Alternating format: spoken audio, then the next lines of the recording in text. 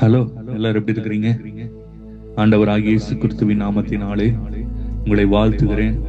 ஆண்டவர் உங்களை ஆசீர்வதிப்பாராக. நியாயாதிபதிகள் 6வது அதிகாரம் 24ஆம் வசனம் சொல்லுகிறது.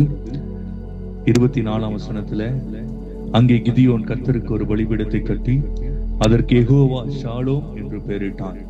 அருமையான தேவஜனமே, கிதியோனுடைய வாழ்க்கையில கர்த்தர் வெற்றியை கொடுத்த போது அந்த வெற்றியை மறந்து போகாதபடிக்கு அந்த வெற்றிக்கு நடுவுல கர்த்தர் கொடுத்த அந்த தேவ சமாதானத்தை நினைவு கூறுகிறவராய் அவர் காணப்படுகிறார்.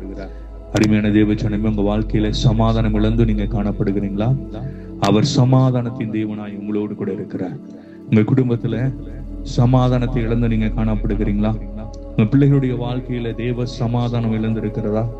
இன்றைக்கு கர்த்தர் உங்களை பார்த்து சொல்லுகிறார், அவர் சமாதானத்தின் தேவனாக, யெகோவா ஷாலோமாக அவர் உங்களோடு கூட இருக்கிறார்.